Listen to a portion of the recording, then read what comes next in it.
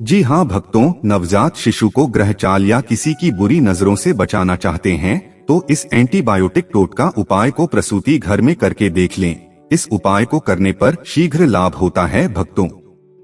हिंदू धर्म में बच्चे के जन्म से जुड़ी एक रोचक परंपरा है जिसको बोलते हैं सोबड़ लगना, जिसे सूतक भी कहा जाता है।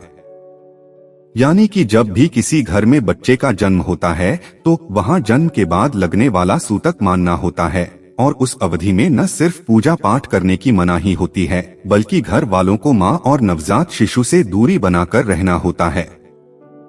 धर्मशास्त्रों के अनुसार बच्चे के जन्म के बाद 10 दिनों के लिए बच्चे और मां के साथ साथ उस कमरे में सूतक लग जाता है।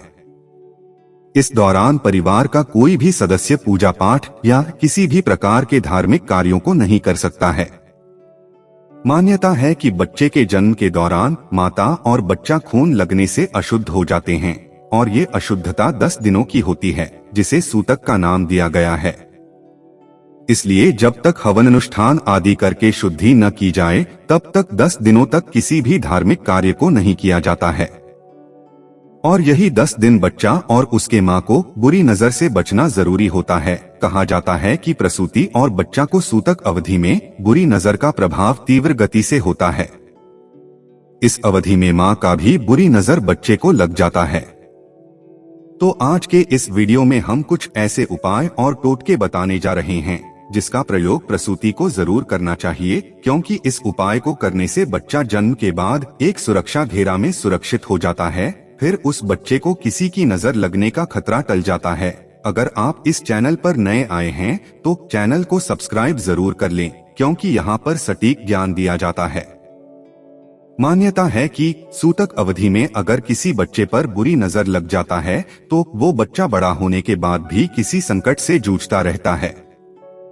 मान्यता है कि बच्चे के जन्म के बाद बच्चे का नामकरण कम से कम 10 दिन बाद करनी चाहिए, यानी जब सूतक खत्म हो जाए तब उस बच्चा का नामकरण करना शुभ होता है।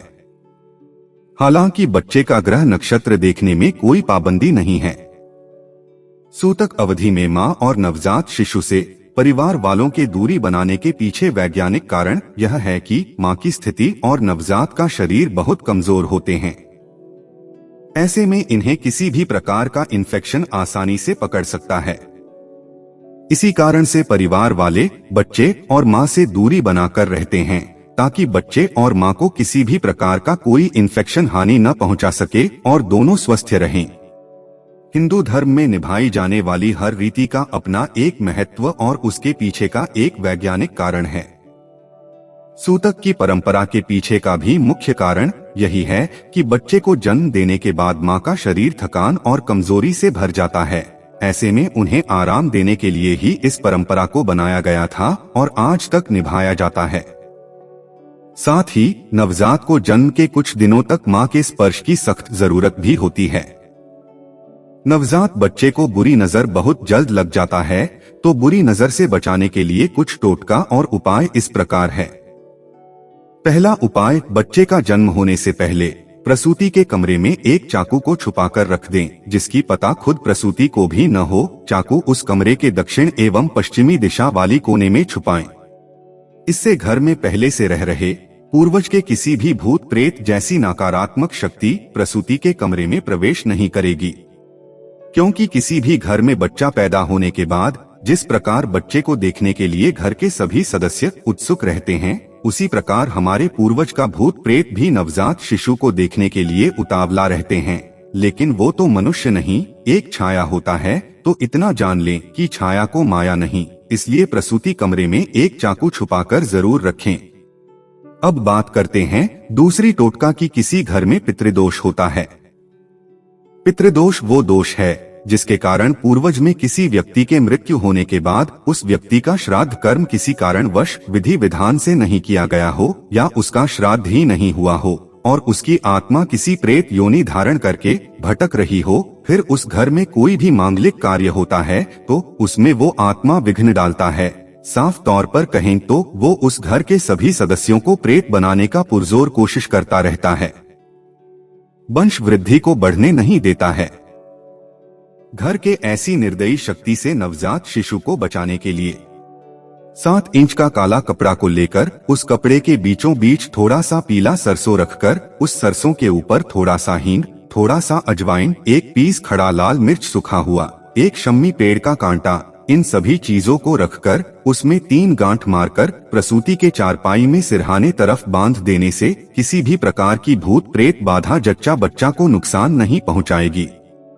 इसके लिए एक विशेष प्रकार की ताबीज हमारे पास उपलब्ध है।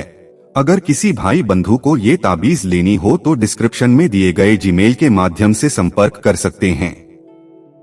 तीसरा टोटका इस प्रकार है भक्तों, थोड़ा सा गंधक अपने घर के मुख्य दरवाजे पर शाम को अंधेरा होते ही जला देने से जो भी नकारात्मक शक्ति होगा, गंधक की गंध उसे भागने पर मजबूर कर देगा।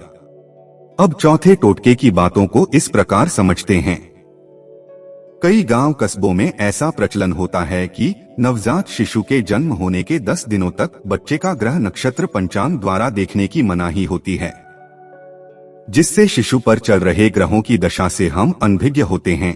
ऐसे में उस ग्रह के प्रभाव को दूर करने के लिए माने तो एक एंटीबायोटिक टोटका लोग करते हैं, जो इस प्रकार है। एक मिट्टी की हांडी में काजल से 7 लकीर खींचकर उस हांडी में कांटा वाला सिजुई को रखकर प्रसूति कमरे के दरवाजे पर बाईं ओर रखा जाता है। मान्यता है कि ऐसा करने से ग्रह चाल का प्रभाव शिशु पर नहीं होता। राहु, केतु या फिर शनि, चाहे कोई भी ग्रह क्यों न हो, सूतक अवधि में जच्चा बच्चा से दूरी बना लेता है।